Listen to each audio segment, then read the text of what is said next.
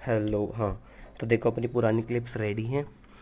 अब थोड़ा इजी पड़ेगा क्योंकि मुझे आपको ग्राफ और की फ्रेम समझाने की दोबारा ज़रूरत नहीं है, तो ये क्लास थोड़ा जल्दी हो जाएगी, है ना। तो इसमें क्या करेंगे अपन, अपन को करना है जूम आउट नहीं करना, जूम इन करना है। पहले जूम आउट में क्या था, यहाँ पे जूम आउट हो रहा था, क्लिप पीछे जा रहा था, पीछे जा रहा था, ठीक है। इसमें क्या होगा, आगे जाएगा, आगे वाला जूम जूम इन होता है ना वो।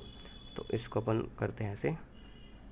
उसके बाद एक पीछे रखकर डिफ़ॉल्ट वैल्यू 100 की पीछे रखते हैं, ठीक है, ताकि स्टार्टिंग में 100 पे ही रहे।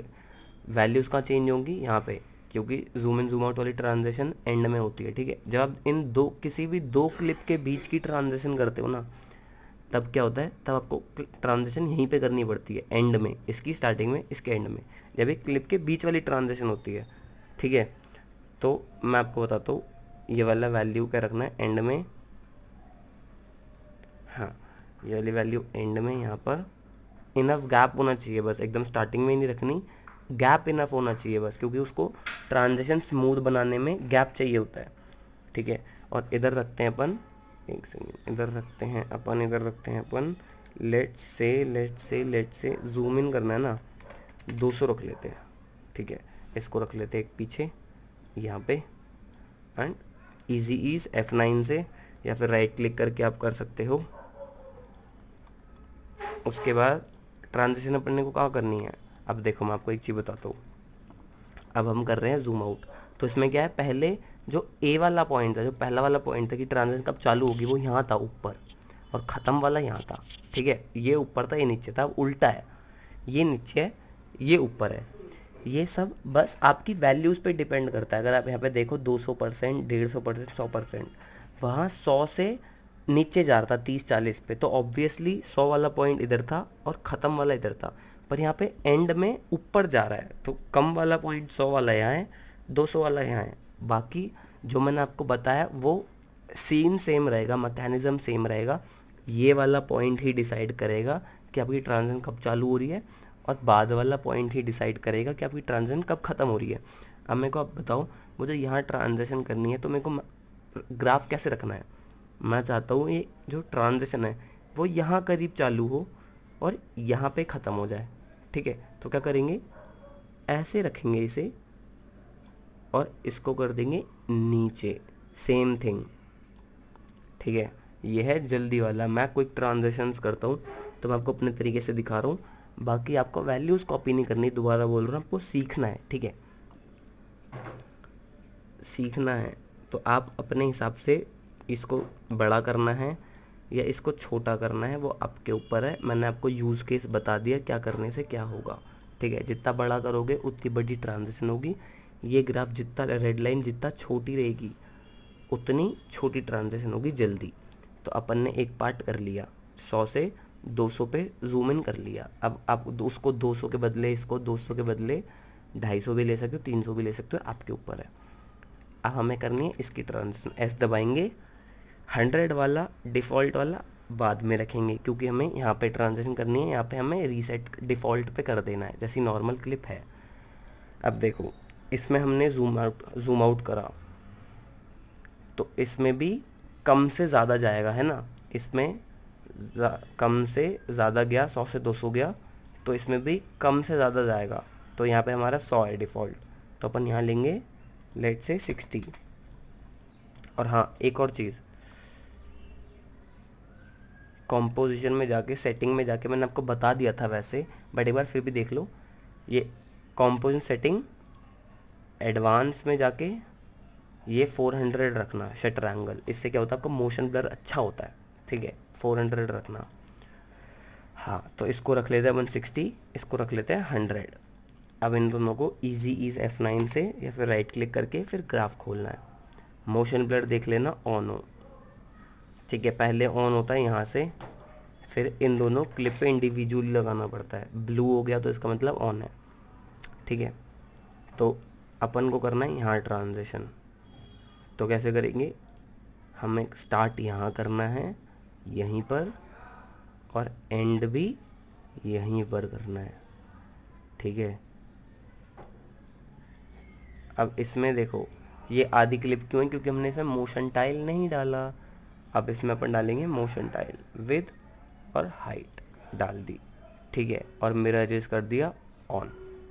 अब मैं आपको एक चीज़ दिखाता हूँ मिरर एजेस ना करने पर और करने पर क्या होता है।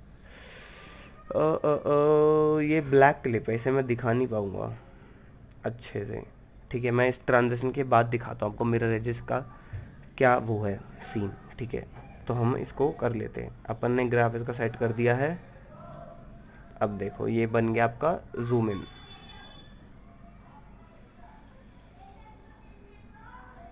अगर आपको लग रहा है कि इधर से जूम इन हल्का हल्का होना चालू हो गया, नहीं चाहिए, तो आप थोड़ा सा इसको क्लोज कर सकते हो ग्राफ को, एंड इसको थोड़ा और टाइट कर सकते हो।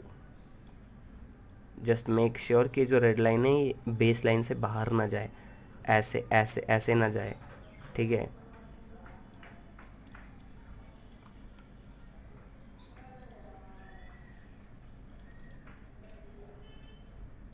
ठीक है, ये आपका हो गया जूम इन।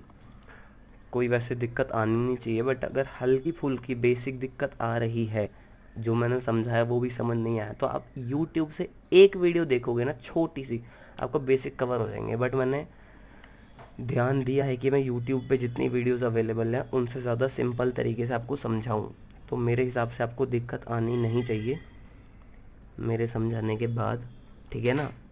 मैं ग्राफ पे ज़्यादा इसलिए फोकस कर रहा हूँ क्योंकि 90% एडिटिंग आपकी ग्राफ से चलने वाली है, तो इस पे आपको सीखने में बहुत फोकस देना है। ये पॉइंट दोबारा बता रहा हूँ, ये वाला पॉइंट है कब ट्रांजिशन चालू होगी, ठीक है। अगर ये बेस लाइन छोड़ेगी तो मतलब ट्रांजिशन चालू हो रही है। बेस लाइन क्या है, ये डॉट डॉट डॉट डॉट जो बने हुए हैं, अगर मैं इसे ट्रांजिशन ना छोड़ने दूँ यहाँ तक, तो यहाँ पे कोई ट्रांजिशन नहीं हो रही है, हल्की फुल्की हो रही है, वो बेस लाइन छोड़ रही है। अगर मैं इसे नहीं छोड़ने दूँ, अब नहीं होगी,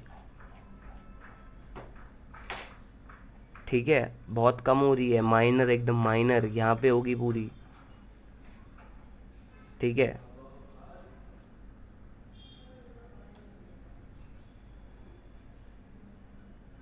अच्छा, हम्म, ये देखो, ठीक है, ये बेस लाइन छोड़ेगी तो ट्रांजिशन चालू होगी, और यहाँ बेस लाइन पकड़ेगी तो ख़त्म होगी यहाँ पे, ठीक है। बेसिक चीज़ है, बहुत सिंपल तरीके से समझाता हूँ, समझा रहा हूँ, आ जानी चाहिए, ठीक है। तो आपका ये हो गया जूम इन जूम आउट। अब मैं आपको दिखाता हूँ ये मोशन टाइल मिरर है जिसका क्या सीन है। इसको रीस हटाते हैं, इसको भी हटाते हैं। जब भी आप हटाओ, एक और चीज़, जब भी आप हटाओ, अगर आप 60 से इसे डिलीट करोगे ना सबको, तो वैल्यू 60 रहेगी, ठीक है, समझ रहे हो। अगर मैं ये हटा दूँ सारे की फ्रेम, क्लॉक पे वापस क्लिक करके हट जाएंगे सारे की फ्रेम, तो जिस पे मैं रह के करूँगा ना उस पर रहेगी, वो 60 पर रह के कर रहा हूँ तो 60 करा, अंडू करा, 99.8 पे कर रहा हूँ तो 99.8 रहेगा, ठीक है। तो इसलिए जब भी आप करो तो ऐसे डिफ़ॉल्ट वैल्यू पे जाके पीछे करो या फिर उसके पास करो डिलीट, या फिर इससे हटाना है तो इससे 100 ही रहेगा, ठीक है। इसलिए मैंने यहाँ पे रख कर हटाया था इसको, ठीक है। अब मैं आपको दिखाता हूँ मिरर जिसका क्या सीन है, वो आपको अच्छे से पता चलेगा जूम आउट में। अब इसको ऐसे करते हैं, जूम आउट जूम इन दोनों सिखा चुका हूँ, अब बस ये बता रहा हूँ, ठीक है। ये बताने के लिए मेरे को जूम आउट करना पड़ेगा, इजी इज, जूम आउट डाला। अब देखो ऐसा होगा, ऐसा है जूम आउट, है ना। मिरर है जिससे क्या होता है, आपको पता नहीं चला कि ये क्लिप साइड में जो मिरर्स हैं वो ये क्लिप का पार्ट नहीं है, वो क्लिप ऐसा लग रहा है कि सेम क्लिप ही है, समझ रहे हो। अगर कोई बहुत ज़्यादा ध्यान देगा तब पता चलेगा। ये देखो मिरर बन रहा है यहाँ पे, दो शक्लें हो रही है, वो भी आप छिपा सकते हो वैसे तो, अगर इसे मैं थोड़ा और जल्दी कर दूँ तो, बट हल्का फुल्का दिखता है, ठीक है, नहीं पता चल रहा है वैसे जब एडिट हो रही है।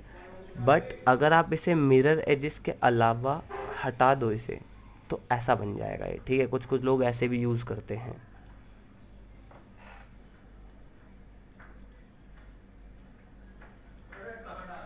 समझ गए ना क्या सीन है।